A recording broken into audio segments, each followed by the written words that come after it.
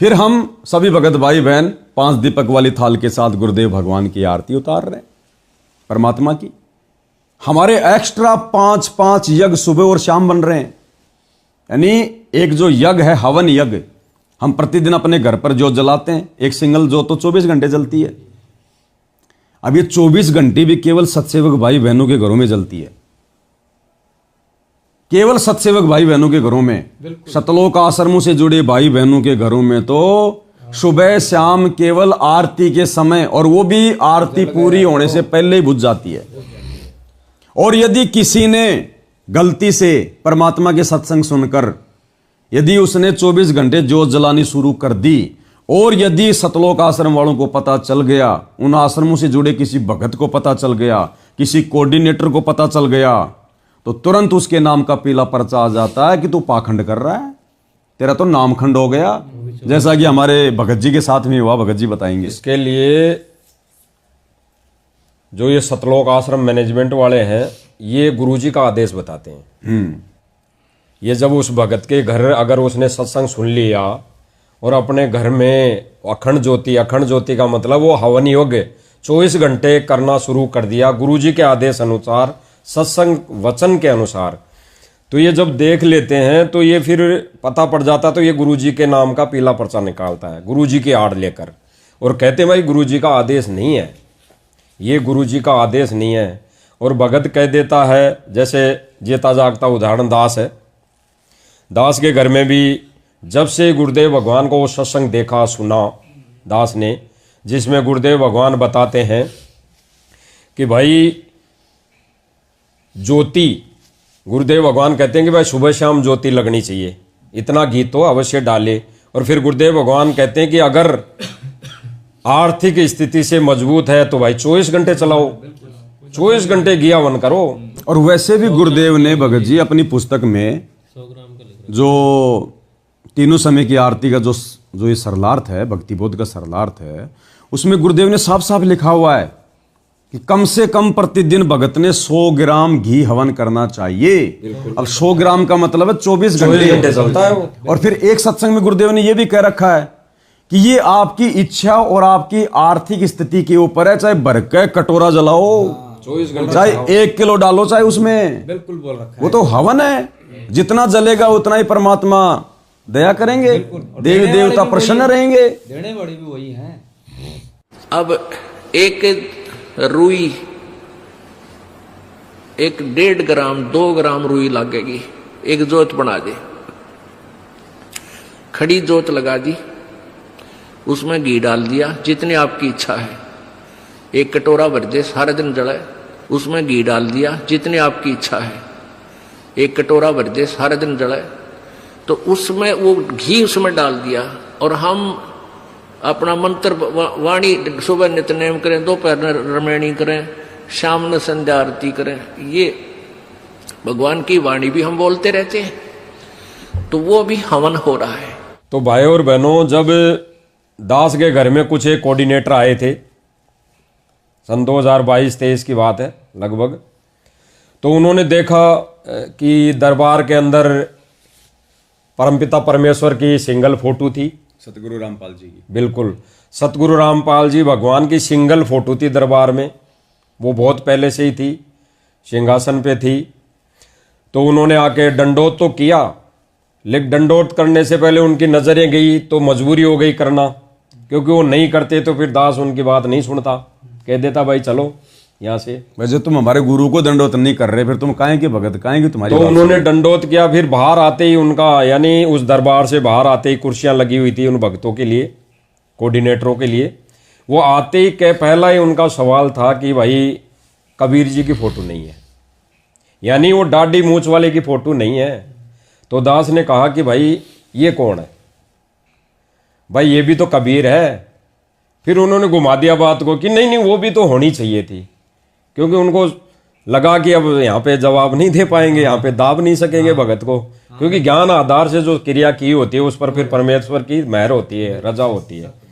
तो उन्होंने कुछ नहीं बोला। फिर उन्होंने बोला कि भाई ये जो ज्योति आपने लगा रखी है, अखंड ज्योति का कोई आदेश नहीं है गुरु जी का। तो दास ने उनसे कहा भाई अखंड ज्योति नहीं है, इसका कोई संकल्प नहीं लिया है, ये तो गुरुदेव भगवान सत्संग में बता रखे हैं, बताई हुई है कि भगत ने अगर आर्थिक स्थिति से संपन्न है तो 24 घंटे हवन करो, चाहे भर के कटोरा लगा दो, ज्योति जलनी चाहिए, हवन यज्ञ होना चाहिए। ये गुरुदेव भगवान ने कह रखा है। अब एक रुई,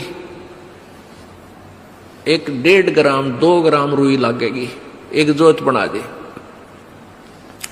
खड़ी जोत लगा दी, उसमें घी डाल दिया जितनी आपकी इच्छा है, 1 कटोरा भर दे, सारा दिन जले, उसमें घी डाल दिया जितनी आपकी इच्छा है, 1 कटोरा भर दे, सारा दिन जले, तो उसमें वो घी उसमें डाल दिया और हम अपना मंत्र वाणी सुबह नित्यनेम करें, दोपहर रमैणी करें, शाम में संध्या आरती करें, ये भगवान की वाणी भी हम बोलते रहते हैं, तो वो भी हवन हो रहा है।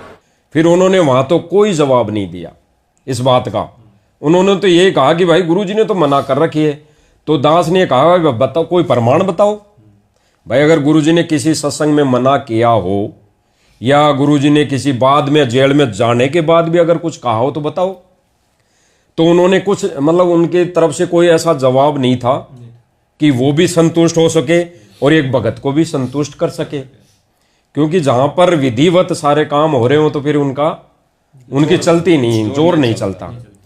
वहां से फिर उनको बोला गया कि लो भगत जी अब जलराम लो, तो उन्होंने फिर कहा कि नहीं अब जलराम हम नहीं पिएंगे, क्योंकि यहाँ हमारा दाढ़ी मूछ वाला कबीर भगवान नहीं है, इसलिए कि यहाँ पे दाढ़ी मूछ वाले की फोटो नहीं है, तो फिर आपने अखंड ज्योति लगा रखी है और आप खड़े होकर आरती कर रहे हो, आप भक्ति भाव से आरती कर रहे हो, तो भाई हम तो आपका पानी भी नहीं पिएंगे। तो उसके लिए भी दास ने बिल्कुल उनसे प्रार्थना की हाथ जोड़ के, भाई कोई ऐसा एक आधा सत्संग तो बताओ जिसमें गुरुदेव भगवान ये चीजें करने के लिए भगत को मना की हो। भाई आपको 24 घंटे दीपक नहीं लगाना है, या फिर खड़े होकर आरती नहीं करनी है, या फिर गुरुदेव भगवान की सिंगल फोटो नहीं करनी है। गुरुदेव भगवान ने तो ये कहा है सत्संग के माध्यम से कि भाई घर में एक कोने में अपना मंदिर बनाओ और उसके अंदर अपने गुरुदेव भगवान की और अपने इष्ट की फोटो लगाओ। तो ज्ञान आधार से हमारा गुरु ही इष्ट है। भाई ज्ञान आधार से हमारा गुरु ही इष्ट है और गुरु को ही इष्ट रूप में मानकर उसकी पूजा करनी चाहिए। ये गुरुदेव भगवान का सत्संग है, दास ने उनको सत्संग बताया। रही बात फोटो रखने की, जैसे आप एक पति भर्ता स्त्री होती है, वो अपने पर्स में केवल अपने पति का ही फोटो रख सकती है, दूसरे का नहीं। बाकी अनादरणीय नहीं है, अन्य भी हैं, सबको प्रणाम करें। अगर कहीं फोटो लगे हैं तो दूसरी बात, वो फोटो दूसरी बात है, लेकिन जहां पूजा सतल हो वहां पर आप अपने मालिक के अतिरिक्त अगर किसी का फोटो रखते हो तो आपके हृदय में पतिव्रता तो नहीं है, वो नहीं है आपके अंदर, तो वो पतिव्रतापन नहीं होने से भगवान रुष्ट होगा। तो वो आनाकानी कर गई, जवाब नहीं रहा। फिर वो वहां से हाथ जोड़ के चल दिए। दास प्रार्थना करता रहे, भगत जी कोई दिक्कत नहीं। फिर दास ने अंत में कह दिया कोई बात नहीं भाई, मत पियो, कोई जलराम आपको दास पिलाएगा भी नहीं क्योंकि आप गुरु को भगवान मानते ही नहीं, तो हमारे कुछ लगते ही नहीं। आप तो दाढ़ी मूछ वाले को भगवान मान रहे हो। तो फिर गुरुदेव भगवान कहते हैं कि भाई वाणी बोलते हैं कि गुरुदेव भगवान की वाणी भी है कि इष्ट मिले और मन मिले सकल रस गीत, कहे कबीर ता जाइए रह संतन की प्रीत। तो भाई इष्ट आपने अलग मान लिया, तो भाई अब मत पियो पानी, कोई दिक्कत नहीं है, क्योंकि आपका और मेरा दास का मुझदास का इष्ट ही अलग अलग मान लिया, हमारे विचार ही मेल नहीं खा रहे। तो वहां से वो उठ के चले गई और उठ के जाते, यानी वो जयपुर दास रहता है, जयपुर जहां पे दास रहता वहां आए थे ये 5-7 जने कोऑर्डिनेटर वगैरह और ये नामदान केंद्र से आए थे। तो वहां से वो उठ के चल दिए, दास ने सत्साहिब कर दिया, ठीक है। वो उनको जाना था दिल्ली, या जहां पे भी सिंहपुरा आश्रम था, अब बरवाला आश्रम तो अब बना है, वो धनाना आश्रम तो अब बना है। हाँ, पहले वहां रोहतक में सिंहपुरा आश्रम उनको जाना था, दिल्ली जाना था। कहने का मतलब यह है दिल्ली जाने में 5 घंटे लगते हैं, कम से कम जयपुर से दिल्ली जाने में 5 घंटे लगते हैं। तो कम से 2 घंटे बाद ही पीला पर्चा आ गया, यानी वो दिल्ली भी नहीं पूछे थे, भाई विधान तो इन्होंने बना रखा कि गुरुजी से प्रार्थना जाती है जेल में, यानी जब मिलाई होती है तब प्रार्थना जाती है, फिर गुरुजी उसका आदेश देते हैं, फिर पीला पर्चा निकाल के संगत में वायरल करते हैं। मतलब कम से कम 2 से 3 दिन की प्रोसीजर है। 3 दिन मानो। उस दिन तो पता नहीं, इनकी मिलाई भी तो शनिवार मंगलवार को होती है, उस दिन तो दास को तो पता नहीं वार तो और था, तो उस वार को भी तो आने में टाइम लगता, शनिवार मंगलवार को। कहने का मतलब है जयपुर से बाहर निकलते इन्होंने भगत जी के नाम का पीला पर्चा निकाल दिया कि ये भगत जयपुर का, और ये भगत अखंड ज्योति जला रहा है, और अखंड ज्योति जो भी जलाएगा गुरुदेव के आदेश है उसका नाम खंडित माना जाएगा। तो ये मनमुखी आचरण, मनमाना। तो इन्होंने गुरु वचन को तोड़ दिया, ताक में रख दिया। किस वचन को? जिसमें गुरुदेव भगवान कह रहे हैं कि भाई अखंड ज्योति जलाओ, यानी अखंड हवन, संकल्प मतलब अखंड हवन, अखंड ज्योति जलाओ घर में। अब देखो अखंड ज्योति 2 प्रकार की होती है भगत जी। अब ज्ञान का तो टोटा पड़ा हुआ सारा, जिस कारण से तो परमात्मा दुखी है वर्तमान में। संगत में 2 भाग बन गए, एक ज्ञानी और एक अज्ञानी। नहीं तो एक गुरु के शिष्य हैं, एक जैसा ज्ञान दिया, एक जैसी मर्यादा, फिर संगत 2 भागों में क्यों बट गई? क्योंकि सतलोक आश्रम वाले ज्ञान को आधार बनाकर गुरु को इष्ट मानकर भक्ति नहीं कर रहे, तो हम भला उनके साथ में हम कैसे रहें? अब 2 प्रकार की ज्योति होती है अखंड।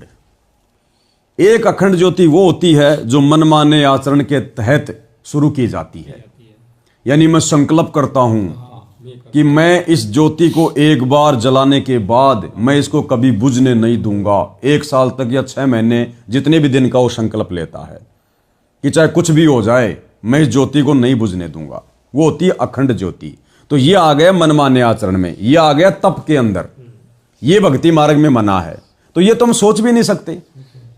एक होता है अखंड ज्योति का मतलब कि लगातार परमात्मा का हवन यज्ञ होता रहे, जैसे ही उसमें घी खत्म हो जाए उसी समय हम उसमें दोबारा से नई ज्योति लगा दें, उस ज्योति को निकाल दो, ज्योति बुझ गई, क्योंकि हमने कोई अखंड का संकल्प नहीं किया।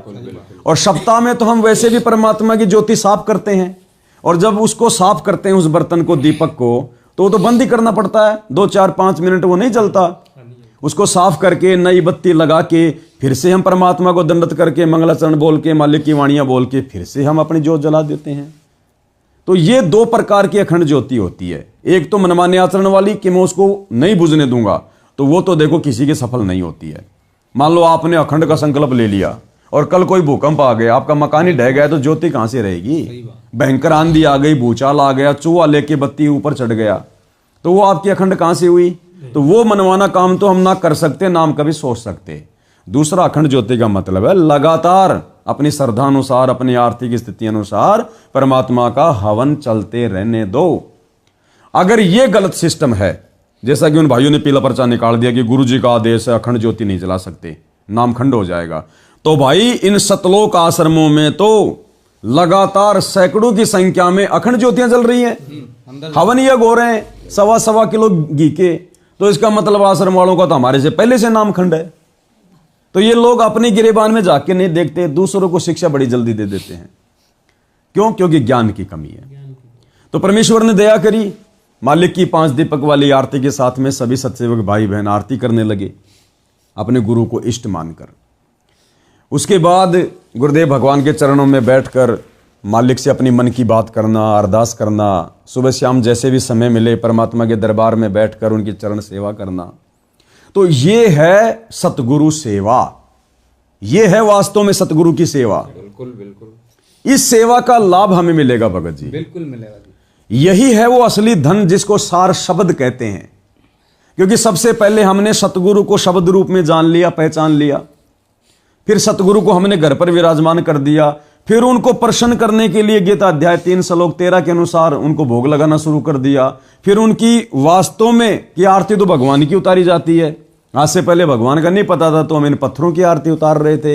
अब आरती उतारेंगे तो बैठ के नहीं उतार सकते, क्योंकि खुद हमारे गुरुदेव भगवान ने हमें इन सतलोक आश्रमों में जिस प्रकार से यहाँ गुरुदेव भगवान खड़े होकर भोग लगा रहे हैं, गुरुदेव भगवान यहाँ पर जो है चवर कर रहे हैं, तो गुरुदेव क्या कर रहे थे? भगवान तो ये खुद हैं, फिर ये भोग किसको लगा रहे हैं? हमें समझाने के लिए, हमें समझाने के लिए गुरुदेव ने उस कागज के टुकड़े को, कबीर जी की दाढ़ी मूंछ वाली फोटो को भगवान बताकर ये रिहर्सल करके दिखाई कि नादानो, जिस समय तुम्हारी बुद्धि खुल जाए, तुम्हारे पाप कर्मों का नाश हो जाए और तुम्हें जिस दिन अपने गुरु में भगवान नजर आ जाए, उसके बाद तुमने वही करना है जो मैंने ये करके दिखाया है। क्योंकि आश्रम क्या होते हैं? Training centre. वहां गुरु हमें समझाता है। जैसे बच्चा स्कूल जाता है, वो स्कूल क्या होती है? ट्रेनिंग सेंटर, बच्चे को नौकरी में सफलता के लिए। तो आश्रम ट्रेनिंग सेंटर होते हैं। तो गुरु ने खुद भगवान होकर भी हमें समझाने के लिए कि भगवान के साथ कैसा व्यवहार किया जाता है, ये रिहर्सल करके बताई, समझाया। वरना गुरु खुद भगवान है। चलो हमारी तो नहीं मानो, अब तो आश्रम वाले कह रहे हैं हमारे गुरुजी भगवान है, तो भगवान भला खुद के ऊपर चवर करेगा क्या? खुद की आरती उतारेगा क्या? वो हमें करके दिखा रहा है। तो आज बात हमारे समझ में आ गई।